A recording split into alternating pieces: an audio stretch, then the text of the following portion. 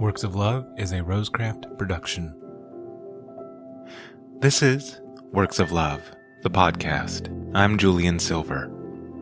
Works of Love is a meditation on a theme through listener-submitted personal essays. That theme, love, the possession of, and loss of it. Today's essay is entitled My Sister in Profile by Christina Hughes from Chicago, Illinois. The most remarkable thing about the room was just how unremarkable it was. White walls, beige furniture, a nothing green carpet to tie it all together. It did not seem like a place my mother would tell me about in between sobs as she wondered on the phone what she'd done wrong. Beside the front desk, 9 other people were lined up, some as uneasy as me, others casually reading old news from months-old donated magazines. After signing the paperwork, I took a place in line. An older couple were whispering to each other. A smartly dressed, severe-looking woman in pumps was stricken by the deliberate lack of visual panache in the mental hospital's lobby. The caseworker showed up, briefed us on protocol, and then we followed her like ducklings toward our loved ones. We were instructed to wait in the ward's multi-purpose room. Eventually, our loved ones would find us and we'd be assigned a private room where we would attempt intimate conversations in a place designed specifically to be impersonal. Down one of the halls, an older man leaned his head against the wall. Wet spot beneath him, the result of drool streaming down his unclosing mouth. The stylish woman stared out the window.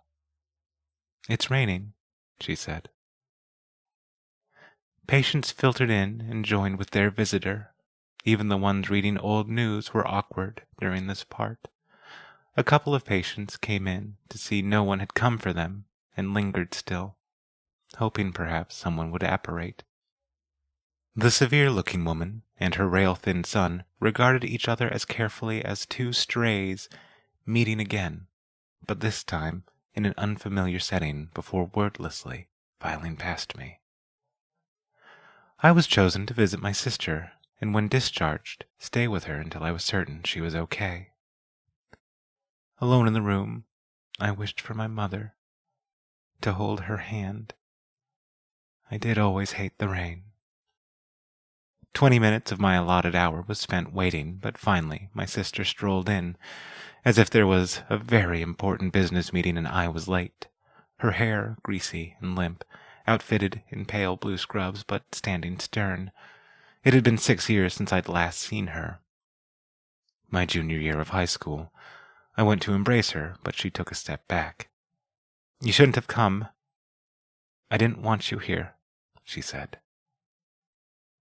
The night before my freshman year in high school, my sister and I made a promise to each other. No matter what happened, we would leave Bakersfield after high school. With her help, I brought my grades up, from a 3.2 GPA in junior high to a 4.0, finally coming in line with my sister's sustained excellence. Because of said excellence, she received a full-ride scholarship to the University of Oregon. When we were traveling up the Pacific coast to move her to Eugene, we shared the backbench seat of our parents' Ford Taurus as we had most of our lives.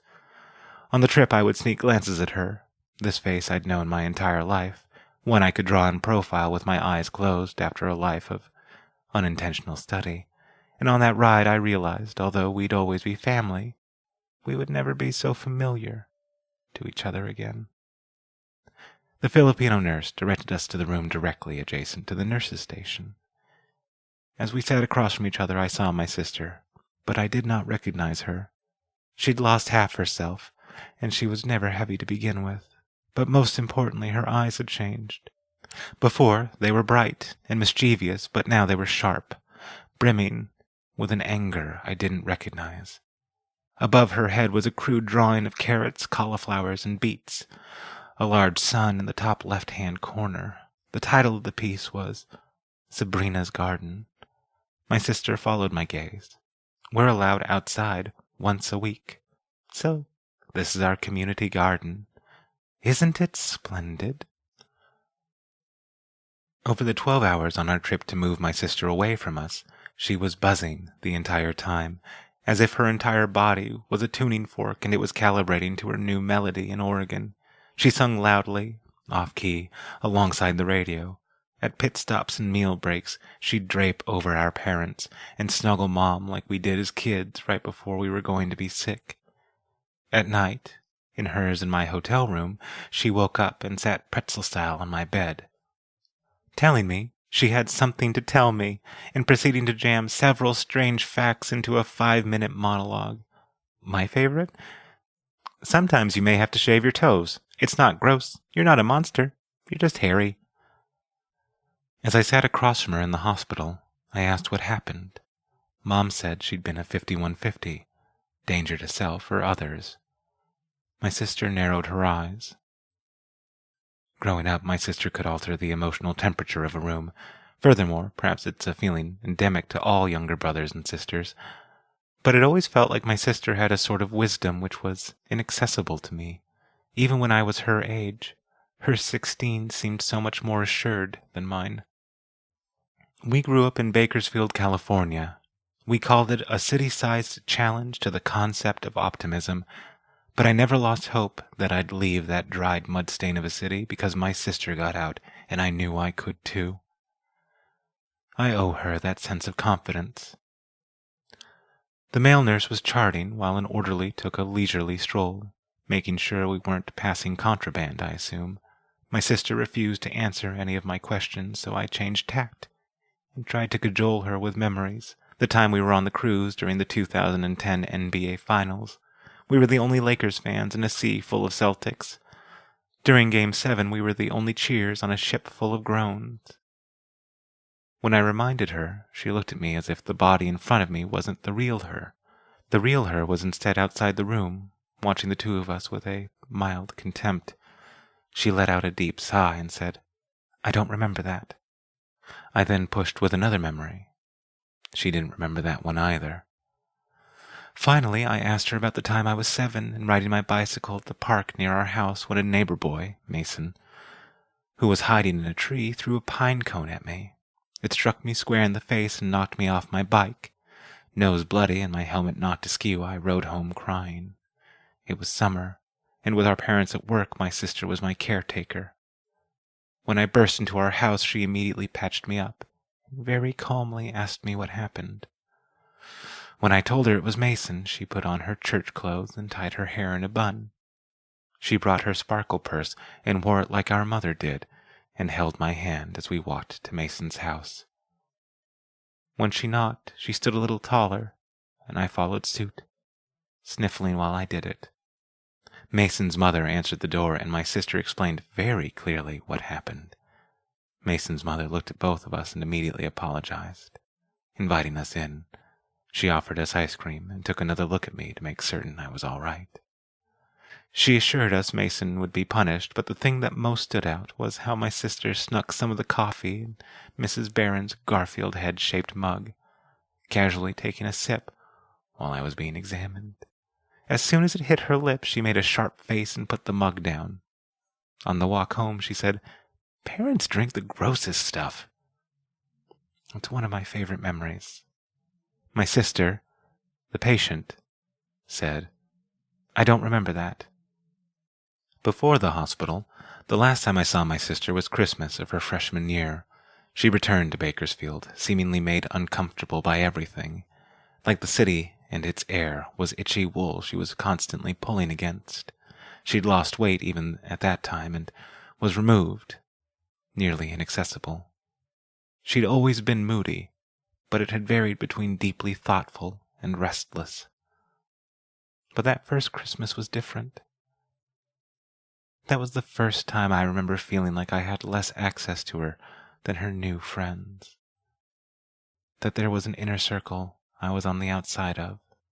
When I was accepted to Northwestern, also on a scholarship, my sister did not come with us to move me in. It's funny how, if I'm in the back seat, I'm sometimes still surprised when she isn't beside me. Like how I'll lay awake in my bed in my apartment in Chicago, the city's nocturnal heart beating its rhythms, and out of nowhere I'll catch the scent of Mom's homemade applesauce simmering on the stove. After admitting she didn't remember Mason and the pine cone, we sat quietly. I wondered if she'd remember this silence, or if all her memory was a white noise where music once was. When the nurse told me it was time to go, we stood up and hugged brusquely. As I was leaving, I turned to see her once more, but she was gone. In the car, I called Mom, gave her as clinical a description of events as I could, and assured her I was fine.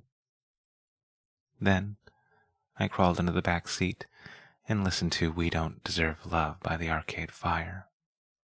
It was the last thing my sister had posted on Facebook before she was admitted. Convenience store sandwiches and terrible hotel Wi-Fi for 3 days as I waited for her to be discharged. Apparently a local celebrity overdosed on pills, and there was some discussion of whether, after her detox, she would be admitted to this particular hospital for treatment. When my sister was escorted down, she didn't look at me. On the drive back to her place, she said, "When are you going back to Chicago?" "I don't know," I said. We stopped at a burger joint and she asked for sunglasses, which she wore inside. The natural, diffuse light of a cloudy Seattle day was too much for her. She became too sensitive for the real world, at least for a little while. At her studio, she laid down on the couch and went to sleep. Through her window was a bridge over the Sound connecting 2 Seattle neighborhoods. When I looked at her, and then out the window, a small panic rose in me. When she woke up, I got some water and started trying to ask questions again.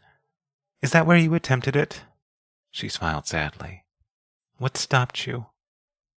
She then pointed down at something. "Do you see that?" she asked. I only saw city traffic and pedestrians minding their own way. She pointed. "No, see? Jerry and his mother?" "I don't know who Jerry is." "The kid. He had that really harsh-looking mom. She visited on the same day you did." I looked again.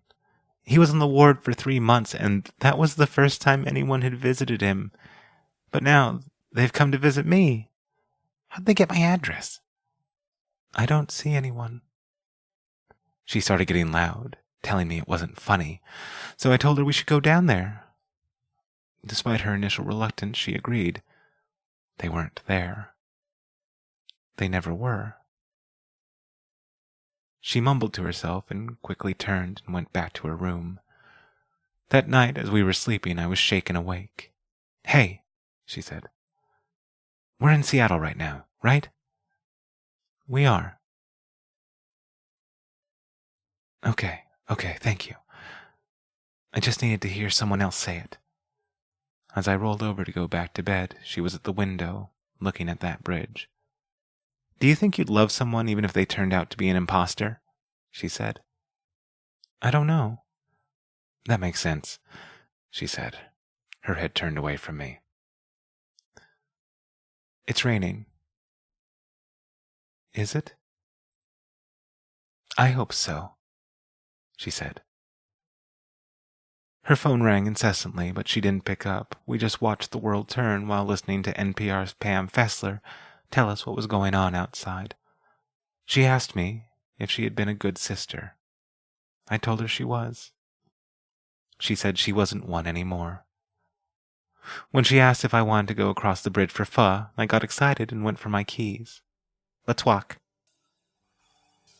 I took the side closest to the water, but her eyes wandered to the road where rush hour traffic came crushing by. I wanted to be in both places at once, to envelop her. At the center of the bridge, she stopped. "I've missed the water." She went to the railing and closed her eyes, held her arms out, and smiled. In profile, I nearly recognized my older sister, before the grimace returned. She took out a quarter and looked at me. "Make a wish," she said, as she flipped it into the water. We watched it shimmering and falling for so long before being swallowed by the sea. "Do you know why I was in the hospital?" she said.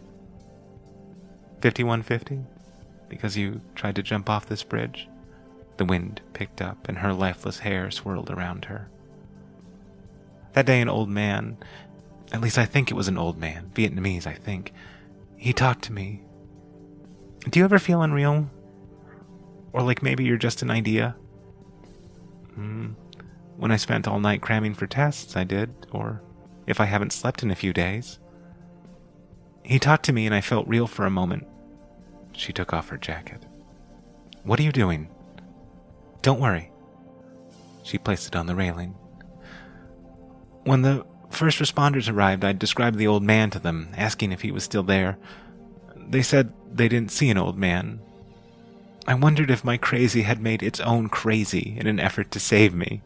In that moment, I felt more alone than you can imagine, Stinkbug. Her nickname for me. She wasn't sobbing, but tears were running down her cheek. I thought for a moment they too would join the sound, but they landed on the metal grating we were standing on. I have bipolar 1. I was diagnosed in college. I have delusions. I have mania. At times, I feel like I don't have emotions, but I'm more like the shape they take, or my emotions have me. She turned towards me. I can't trust my eyes because I see things that aren't there sometimes. I can't trust what I feel because sometimes I feel like the new Messiah. I can't remember so much because of the medication, but I remember the delusions. They feel so real to me. But I'm forgetting the person I was, the person you knew. I only remember the things my head says, and it's unreliable. I went to put my hand on her shoulder, but she pulled away. You said you weren't sure you could love an imposter, Stinkbug. I'm an imposter. I'm not the sister you knew.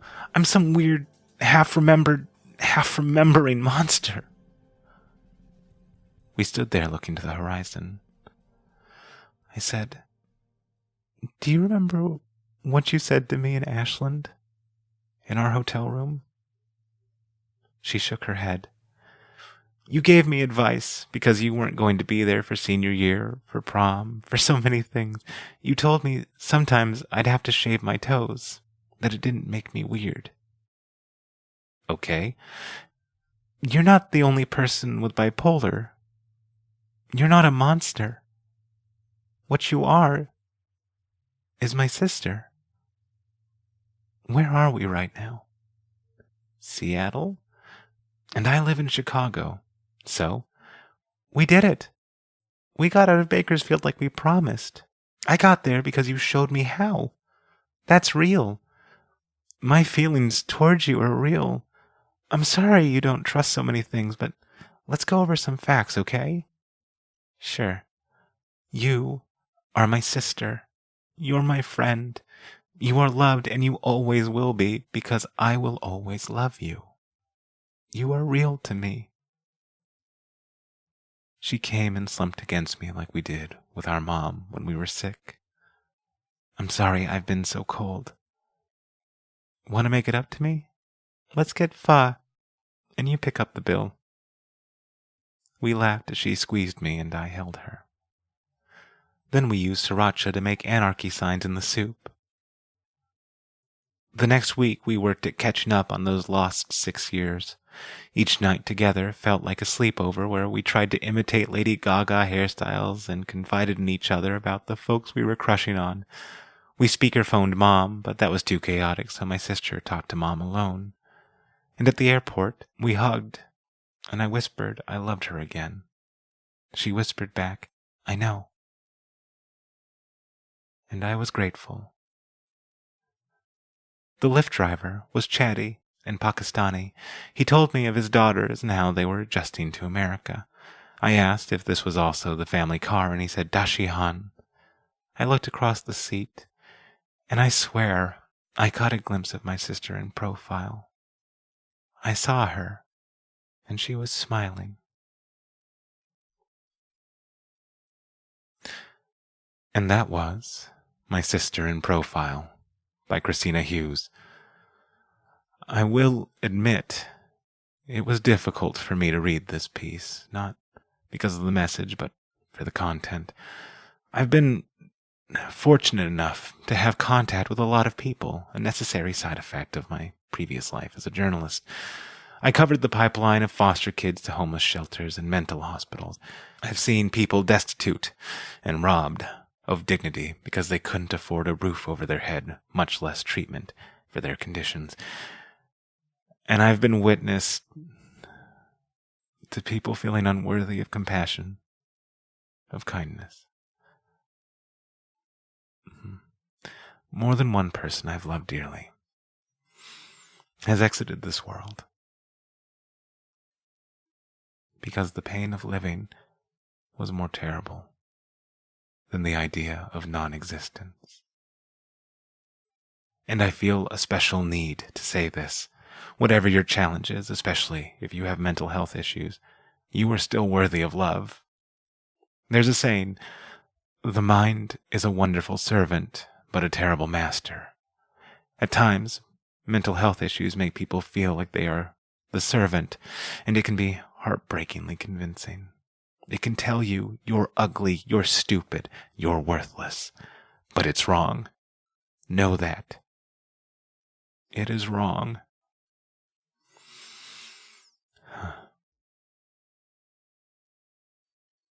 And listeners, wherever you are, I hope you know that if you lose your way, there is a constellation of people trying to reach you and guide you back to somewhere safe. This has been Works of Love. I'm Julian Silver. Thank you for listening. And you are not a monster.